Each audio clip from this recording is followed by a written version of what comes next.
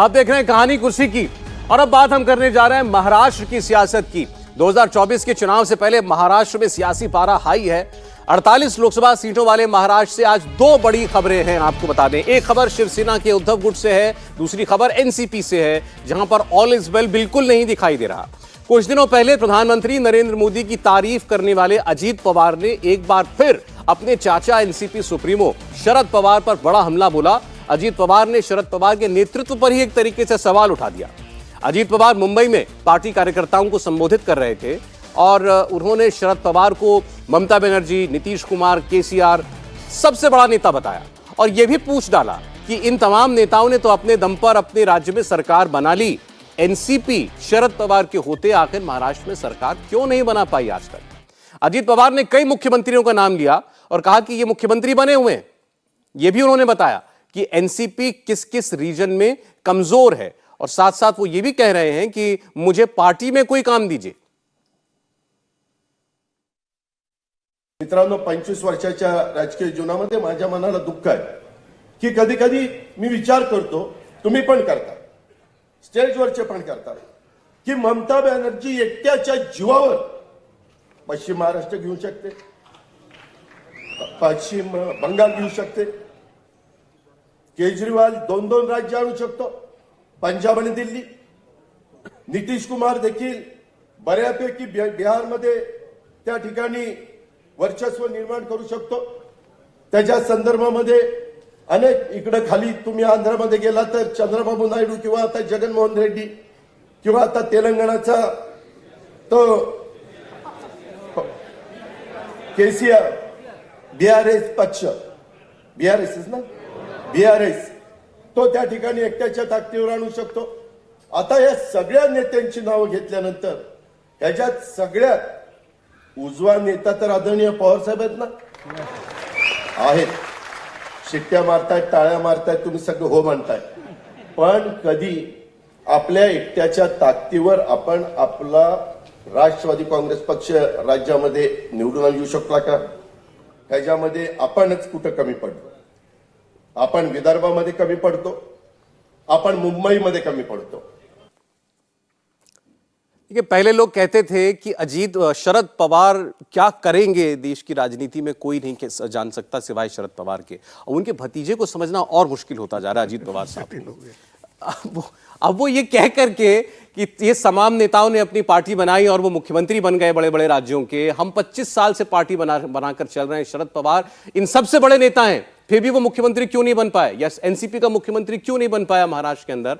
अब वो अपने चाचा जी की तारीफ कर रहे थे या चाचा जी की टांग खींच रहे थे। देखिए, वो चाचा जी को उन्हीं की तैयार की हुई दवाई दे रहे थे और जो जिसको कहते हैं ना कि वो स्लिप ऑफ टंग है, वो स्लिप ऑफ टंग नहीं था। उन्होंने जो कहा कि पश्चिम बंगाल को पश्चिम महाराष्ट्र कह दिया, दरअसल दिल्ली में बैठकर, और चूंकि शरद पवार बड़े नेता हो गए तो इस वजह से दिल्ली के पत्रकार उनको बहुत महान बताते हैं, लेकिन सच यही है कि एनसीपी मतलब पश्चिम महाराष्ट्र के 5-7 जिलों की पार्टी, और वो उन्होंने जानबूझकर पश्चिम महाराष्ट्र कहा। जिस मुंबई से सब कुछ चलता है, उस मुंबई में इतने ताकतवर नेता होने के बावजूद बाला साहब ने शरद पवार की पार्टी की एंट्री नहीं होने दी। एक आध जगह छोड़ दें तो कहीं घुस नहीं पाते थे। ये जो कह रहे हैं, और उसमें उन्होंने एक बात और कही है, वो हिस्सा भी दिखाना चाहिए। उन्होंने कहा कि हमको पार्टी चलाने दो, जी जी, तब मैं दिखाता हूं कैसे पार्टी चलती है।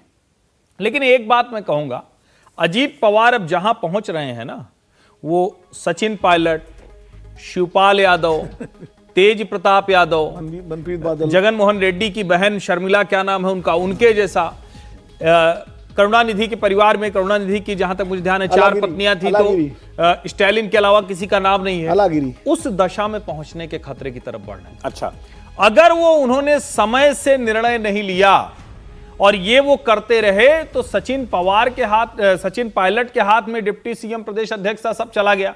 शिवपाल जी क्या ताकतवर महासचिव हुआ करते थे, अब सब चला गया। अब एक पार्टी करें, हमको दे दो, हमारे बेटे को दे दो, बस इससे आगे कुछ नहीं। तो मुझे लगता है कि अजीत पवार को अब ये तय करने का समय है कि जो उनके चाचा ने 26-27 साल की उम्र में किया, अब वो 5 दशक बाद भी वो करने की स्थिति में है या नहीं है, या सिर्फ लेकिन देखिए अजीत पवार की अब की पर्सनालिटी कुछ ऐसी है कि दावे के साथ ये कहना कि अब ये इसोर जाएंगे या यहीं रहेंगे जहां है, बड़ा खतरे का काम बन चुका है। नहीं, लेकिन कह नहीं सकते इनके बारे में कि भाई निश्चित तौर पर इनके मन में चल क्या रहा है। बीजेपी के उप मुख्यमंत्री की शपथ तो वो ले चुके थे, चंद घंटों के उप मुख्यमंत्री बन भी गए थे, और उसके बाद क्या हुआ हम सब लोग जानते हैं। साहस की कमी है सौरभ जी। नहीं तो अब इस वक्त केवल साहस की कमी है, बाकी सब कुछ वो सेट कर चुके, मन बना चुके हैं। ही कमी है उनकी। अगर साहस की कमी नहीं होती तो जिस वक्त वो उप मुख्यमंत्री बने थे, शरद पवार विधायकों को वापस नहीं ले जा पाते, उनकी साहस की कमी होती। विनोद जी, नहीं, साहस की कमी नहीं थी, साहस तो कर लिया था उन्होंने, लेकिन विधायक नहीं आए उनके पास। विधायक उनके पास कहाँ गए? तब तो नहीं गए थे। आज तो ये भी दर्द अपना उनका झलका ना। आप लोग कहते हैं मैं बीजेपी पर सॉफ्ट हूं, तो मुझे पार्टी में काम दो। आज तो उनकी स्थिति और कमजोर इसलिए हो गई है कि आज उस समय तो उप मुख्यमंत्री बन चुके थे, सत्ता आ चुकी थी उनके पास, तब विधायक नहीं गए। आज वो कहाँ हैं अभी? न 3 में न 13 में। अब वो महाराष्ट्र में तो पार्टी का कोई धड़ा इनके साथ नहीं है, पार्टी में कोई होल्ड नहीं है। नहीं, कुछ लोग होंगे जो उनके विश्वस्त होंगे, वफादार होंगे, जिनको उन्होंने बढ़ाया होगा, लेकिन जिस तरह से पार्टी, जैसे शरद पवार ने जब एनसीपी तोड़ी थी, जब कांग्रेस से अलग गए थे, तो कांग्रेस का एक बड़ा दला उनके साथ चला गया था महाराष्ट्र में, तो एक पार्टी बन गई। तो वो हैसियत अभी मुझे नहीं लगता अजीत पवार की है, क्योंकि जगह नहीं खाली ना। अगर बीजेपी के साथ पहले बात करते हैं मंशा की। अजीत पवार की मंशा क्या है, चाहते क्या है? वो दिल बीजेपी के साथ है? नहीं, मंशा उनकी एनसीपी का नेता बनने की है, शरद पवार का उत्तराधिकारी बनने की है। मंशा उनकी ये वो तो शरद पवार जी ने तय कर दिया, शरद पवार जी ने तय कर दिया, बेटी के पास है। तो अब उनके सामने 2 ही रास्ते हैं, या तो ऐसे ही पड़े रहें चाचा के यहाँ, या बीजेपी में जाके नारायण राणे की तरह अगर बात हो जाए, कुछ बन जाए, कहा वो तो लोकसभा चुनाव आ रहा है, सांसद बन जाए, सरकार अगर 24 में बनती है। जी, हसरत और हकीकत क्या है दोनों अजीत पवार की? देखिए, हसरत और हकीकत में तो साफ है, जो विनोद जी ने भी कहा कि वो बनना चाहते हैं एनसीपी के नेता, उत्तराधिकारी तौर। लेकिन मैंने कहा, त्रिपाठी जी जो कह रहे हैं साहस की बात, आपने साहस का सवाल किया। नेता बनने के लिए साहस से आगे बढ़कर दुस्साहस की जरूरत होती है। जो अजीत पवार जिन नेताओं का जिक्र कर रहे हैं, ममता बनर्जी, वो साहसी नहीं है, वो दुस्साहसी है। वो कांग्रेस छोड़कर हिम्मत करती है। शरद पवार भी कांग्रेस छोड़ने की हिम्मत करते हैं तो नई पार्टी बनाते हैं। जगनमोहन रेड्डी भी वही हिम्मत करते हैं।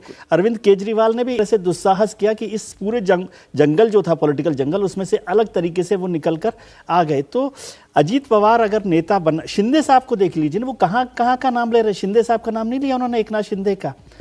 एनसीपी से बड़ी पार्टी और बड़ी विचारधारा वाली पार्टी थी शिवसेना, और उसमें बहुत बड़ा जोखिम था कि परिवार की भी प्रति वफादारी थी। एनसीपी तो एक सॉफ्ट पार्टी है, शिवसेना बड़ी पार्टी थी, लेकिन वहां एकनाथ शिंदे ने वो दुस्साहस किया। तो जैसे वो कहा जाता है ना कि इश्क में रिस्क है, तो ये रिस्क जब तक आप नहीं लेंगे, ये दुस्साहस नहीं करेंगे, ये बैठकों में कहें और फिर उसके बाद कहें कि नहीं शरद पवार सबसे बड़े नेता हैं। महाराज, ये लोग कहते हैं कि वहां इश्क 2 तरफा है। फडणवीस साहब को इनसे इश्क है और इनको वहां इश्क है, चाहते दोनों साथ आना। ये सच है बात? नहीं, लेकिन दुस्साहस ही नहीं है ना। दुस्साहस जब तक नहीं करेंगे, अजीत पवार की कमी यह है कि इच्छा तो है उनकी, हसरत तो है, लेकिन हकीकत में उनकी हिम्मत नहीं है। जो बात हुई थी, क्या उस दिन वो तोड़ सकते थे? मान लीजिए, जैसे बात कही जा रही है कि उनके साथ विधायक नहीं होंगे विधायक, लेकिन वो पार्टी तो तोड़ सकते थे ना।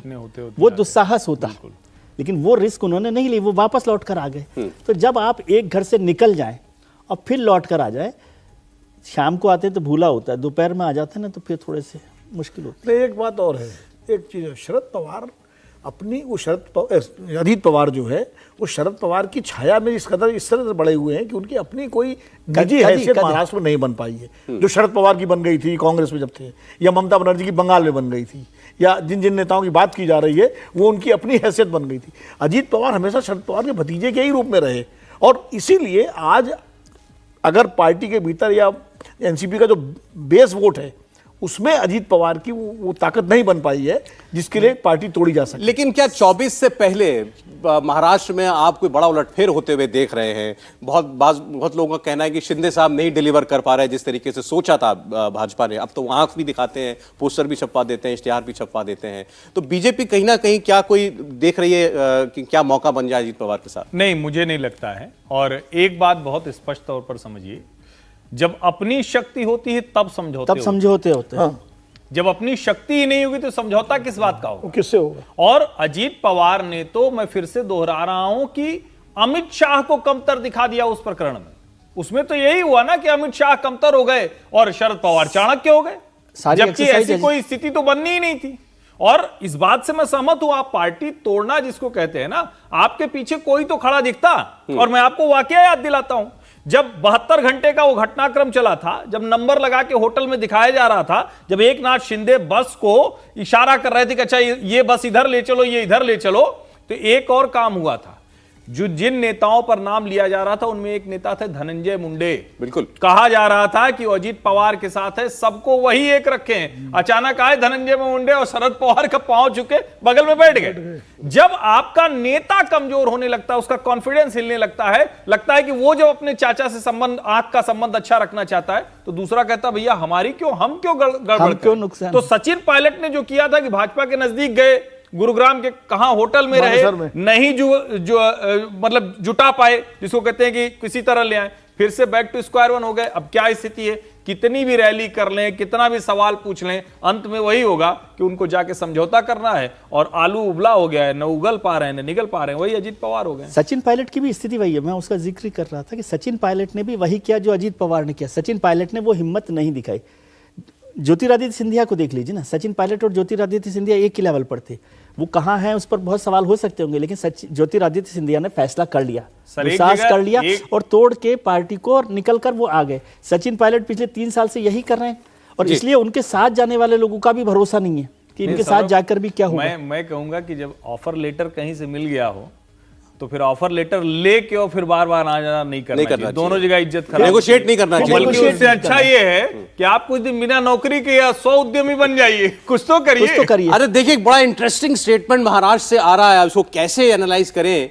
शिंदे कैबिनेट के स्कूल एजुकेशन मिनिस्टर हैं दीपक केसरकर, सीनियर लीडर हैं, वो ये कह रहे हैं कि अगर एकनाथ शिंदे की बगावत 1 साल पहले विफल हो गई होती तो उन्होंने खुद को गोली मार ली होती। ये परिस्थिति है। अभी जो आप रिस्क की बात कह रहे थे, है ना, दुस्साहस, ये इतना बड़ा दुस्साहस था। वो कह रहे हैं कि अगर हम फेल हो जाते तो गोली मार लेते। मतलब मैं समझता हूं कि शिंदे का जो पार्टी बनाना है ना, वो मौजूदा राजनीति का सबसे बड़ा दुस्साहसी फैसला है, बहुत बड़ा। क्योंकि शिवसेना पार्टी को तोड़ना कांग्रेस पार्टी को तोड़ने से भी बड़ा काम था। वो एक बहुत जोखिम है। वहां का जो कार्यकर्ता है, हाँ, और वो भी सत्ता में, और वहां का जो कार्यकर्ता है वो बाला साहब ठाकरे के साथ से अलग होगा, ये सोचने की भी हिम्मत बहुत सारे लोग नहीं कर सकते, लेकिन एकनाथ शिंदे ने की। और जब ये चर्चा हो रही थी, मैं उस समय तो बार बार बात होती थी एकनाथ शिंदे उप मुख्यमंत्री बनेंगे क्या। मैंने कहा सवाल ही नहीं होता। एकनाथ शिंदे को उप मुख्यमंत्री बनना होता तो वो शिवसेना में भी बन सकते थे। जिसे मुख्यमंत्री बनना होगा वो ये रिस्क लेता है। अब दुस्साहस देखिए, 2 और दुस्साहस हो गए हैं अगर आप शिंदे साहब की बात करें। एक तो उद्धव ठाकरे के घर की जो है सिक्योरिटी कम की गई है।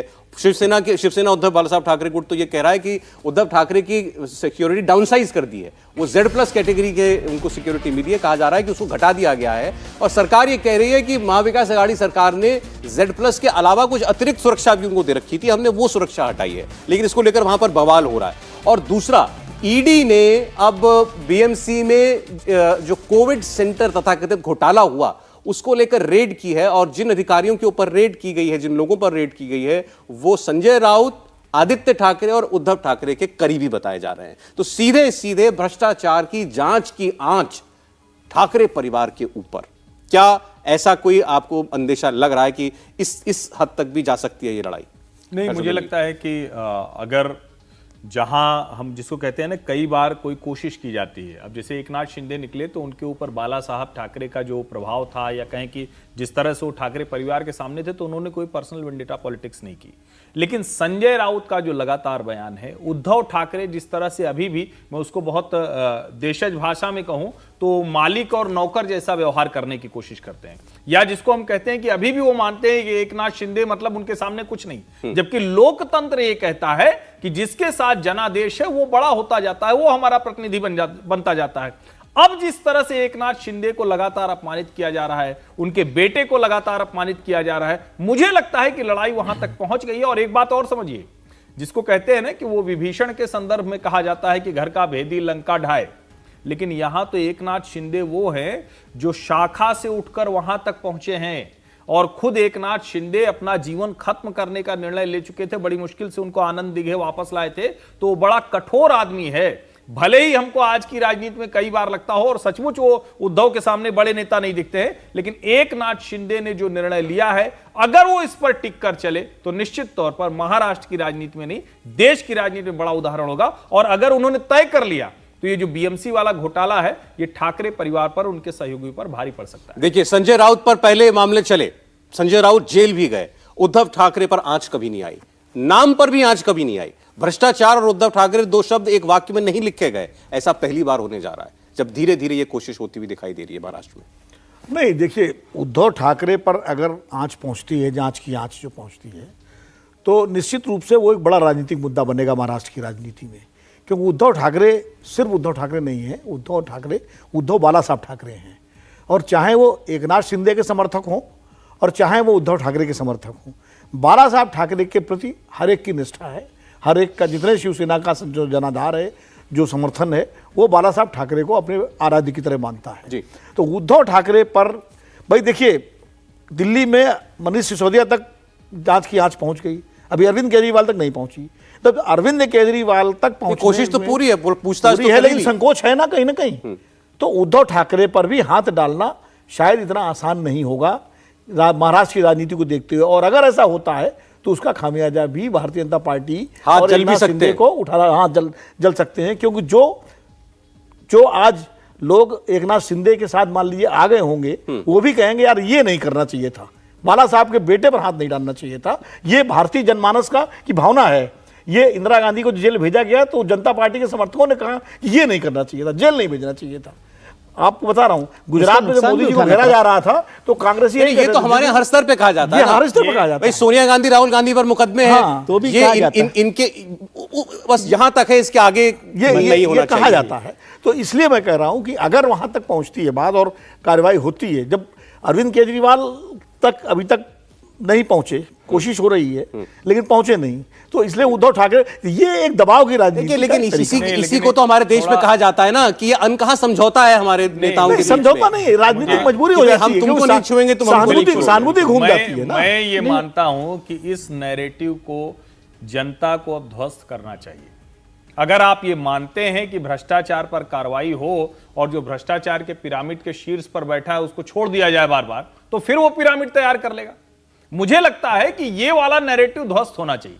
अब यहां आप देखिए, एकनाथ शिंदे ने ठाकरे परिवार के खिलाफ कोई वेंडेटा पॉलिटिक्स नहीं की है अभी तक। आप देखिए, संजय राउत भले बिगड़े बोल रोज बोलते रहे, एकनाथ शिंदे उसका जवाब नहीं देते जी। एकनाथ शिंदे के आप साक्षात्कार देखिए। और जहां तक रही बात कि वो बाला साहब ठाकरे के अनुयायी नहीं, वही वाले अनुयायी एकनाथ शिंदे के साथ गए। उद्धव जी के साथ तो कोई अनुयायी बचा ही नहीं, उद्धव जी अकेले ही बचे हुए हैं। अकेले वरना पार्टी के मुंबई- बाला जी के साथ मुंबई है। की समय जो भी सड़कों खत्म हो पर- रहा है, विधायक नहीं उनके साथ। फाइनल कमेंट महाराष्ट्र को लेकर के आपको लग रहा है आदत कि ये उनके लड़ाई साथ जो है। है अब कुछ बढ़ती जा रही है, कानूनी लड़ाई भी अब उद्धव ठाकरे को चलनी पड़ सकती है। लड़ाई बढ़ती जा रही है, लेकिन उद्धव ठाकरे पर हाथ नहीं डालेंगे एकनाथ शिंदे तो कम से कम। अच्छा। और भारतीय जनता पार्टी जिस तरह की राजनीति करती है, उसमें जो पिरामिड के टॉप की बात की त्रिपाठी जी ने, तो ऐसा कीजिए, छत के नीचे से पिलर्स को हटाते जाइए, ईंट हटाते जाइए। छत को ध्वस्त करने की जरूरत नहीं है बुलडोजर से, तो एक एक करिए, संजय राउत पर कीजिए, दूसरे लोगों पर कीजिए। जब ईंटें हटा देंगे छत से तो छत तो अपने आप गिरी जाएगी ना, और आपको कहने का भी मौका रहेगा कि देखिए हमने तो छत नहीं गिराई थी ना, लेकिन छत तो गिर जाती है। हमने वहां हाथ नहीं डाला। संजय राउत के मामले में जो कोर्ट का जो टिप्पणी थी, जी। वो भी इस एजेंसी के लिए बड़ा सबक थी। ये भी है, तो इससे पता लगता है कि कहीं ना कहीं पॉलिटिकल वेंडेटा आ जाता है। चलिए, आज समय इतना ही था। आप देख रहे थे कहानी कुर्सी की। बहुत धन्यवाद विजय त्रिवेदी जी, विनोद अग्निहोत्री जी, हर्षवर्धन त्रिपाठी जी, आपको जोड़ने के लिए हमारे साथ। इंडिया टीवी हर वक्त हर जगह डाउनलोड करने के लिए सर्च करें India TV news Google play store या ऐप स्टोर पर।